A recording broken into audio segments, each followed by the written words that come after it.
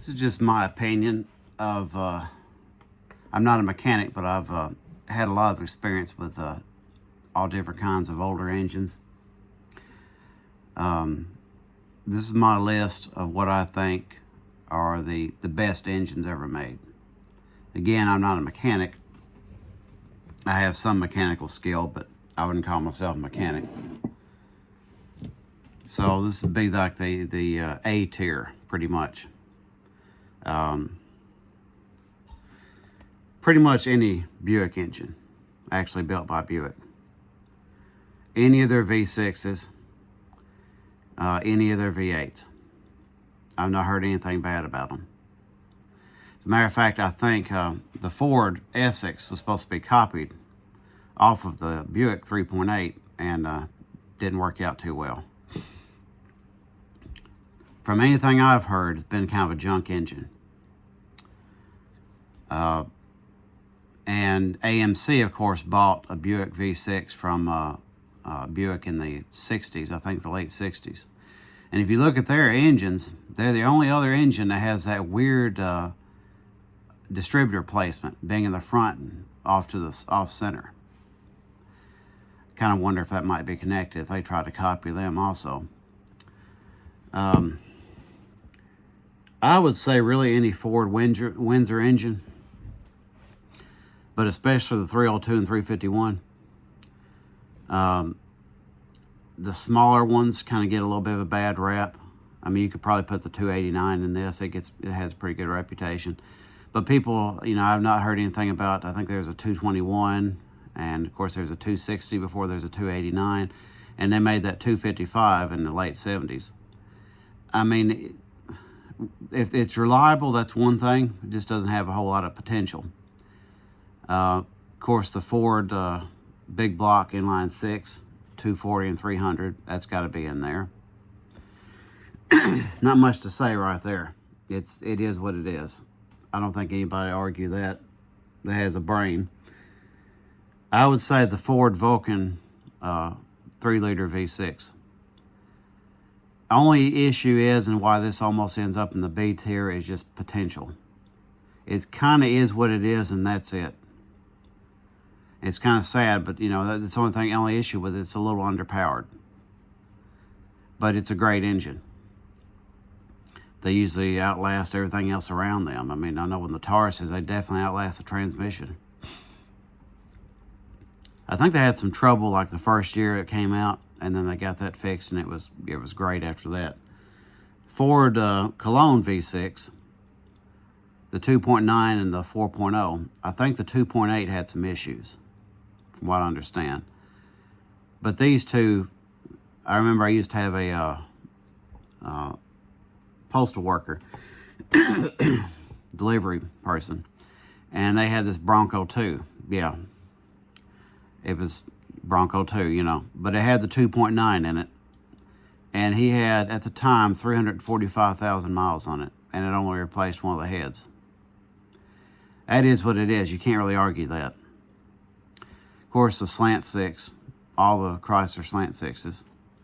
I have heard a little bit of air about the 198 sort of being the throwaway engine of the three, but in that lot, I mean, process of elimination, somebody's got to not make it. But I haven't really heard anything bad about it. They get the Chrysler LA 318, 360. Kind of inarguable, but especially the 318 roller. I am not as sold on the Magnum versions, personally. I've heard a lot of good things, but from what I've seen, I would prefer the non-Magnums. Of course, the AMC inline six. You don't get to hear near as much about the 4.2 liter. You usually hear about the 4.0. I'm kind of, from what I've seen, more sold on the 4.2. But, I don't have a lot of experience that direction, so I can't really argue it. A lot of people love the 4.0 that's in a Jeep.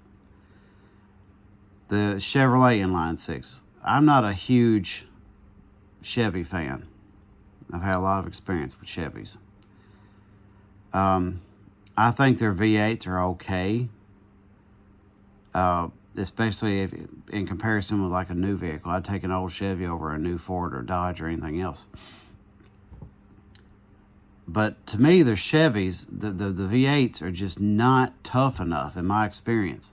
But their inline sixes, for some reason, very tough. Good engines. I've seen them take all kinds of stuff.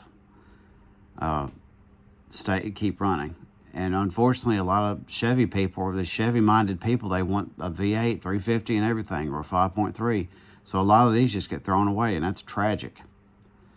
Of course, the Ford 4.6 liter, the first one. I don't know about what they changed it into, and that Triton, this and that. It kind of got a little rough after that. But the early model, when they changed they dropped the 5.0 and the Thunderbirds and Cougars, that model and those Crown Victorias and the Panthers, good engine, proved itself. And I think just about any Oldsmobile engine, big and small block, I would say, a lot of people would have some comments about the 260 having no potential, but it's reliable. So you might could roll that out. You could say the same thing about the 307. It's got a little bit more than the 260. And then, of course, the 403 has got some weaknesses about it, but I had one of those, learned to drive on it. That's supposed to be one of their most fragile engines, and it was tough. Of course, their diesels are garbage, but that goes without saying. I think they built the Quad 4 too, but I'm not sure on that. But anyway, definitely the Oldsmobile 350 and like the 455, those are good, tough engines. And kind of the B tier over here, Ford Lima inline 4. I thought it's a good engine. To me, it's almost A tier. My only issue is you only got so much potential before you have to add a power adder. And to me, you could argue that it's still A tier, but then you got the small block, the Lima inline 6s. To me, also could be in the other list. The engine, the only issue is they got that head and intake manifold that's one piece, and it's problematic modifying it. But it's still definitely a great engine too.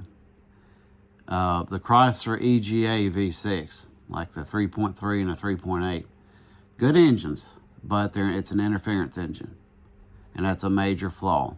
I had one go for 250,000 miles, 250-something thousand miles, and then it ate itself.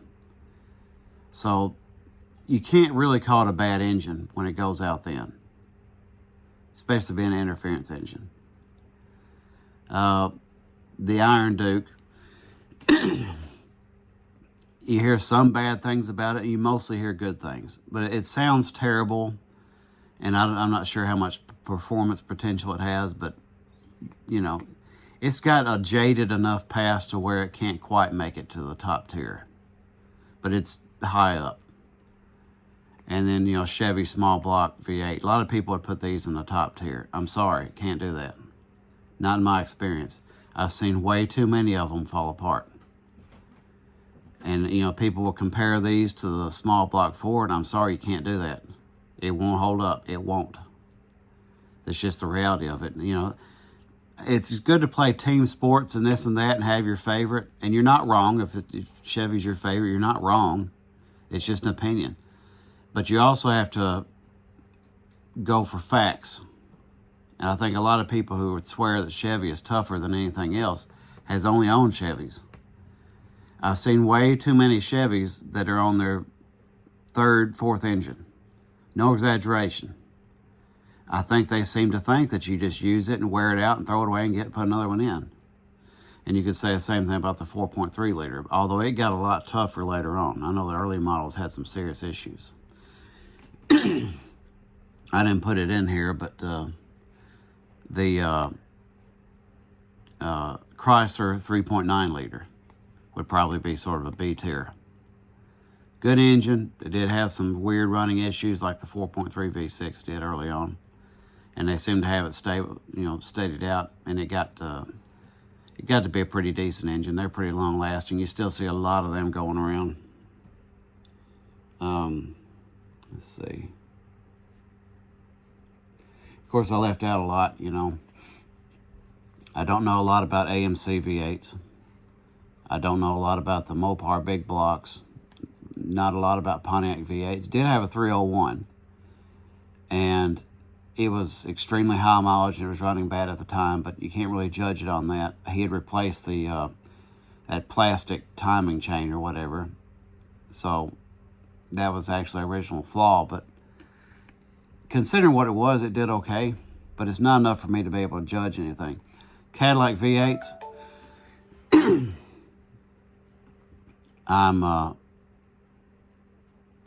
I can't really, the aluminum ones, I'm sorry, I consider them to be garbage. Now the iron blocks that they used to build, you hear a lot of good things about. I don't know much about it, so I really can't give any judgment on it. And of course the Chevy big blocks, I just don't know enough. Can't say.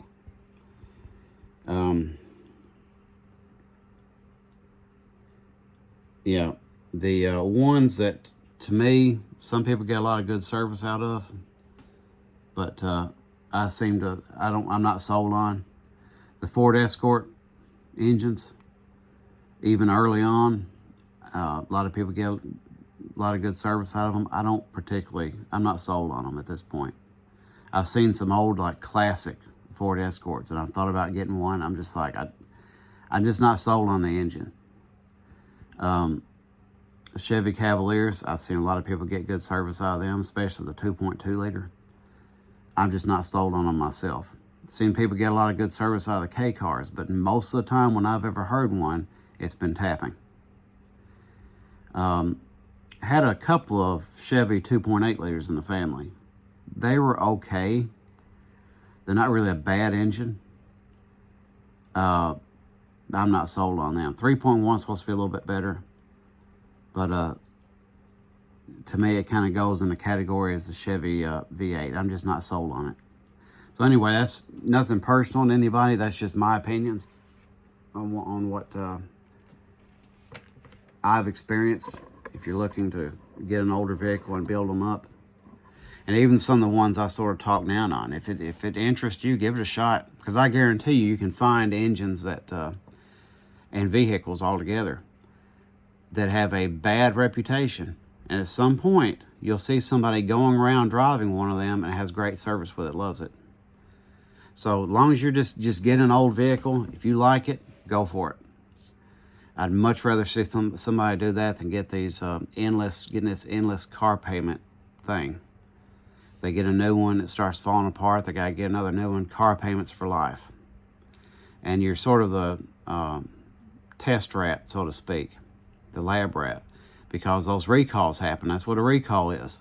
They don't know. You're driving it. You don't know it's about to have a recall, and God only knows what it might be. So hopefully somebody got something out of this. Obviously defer to real mechanics over me.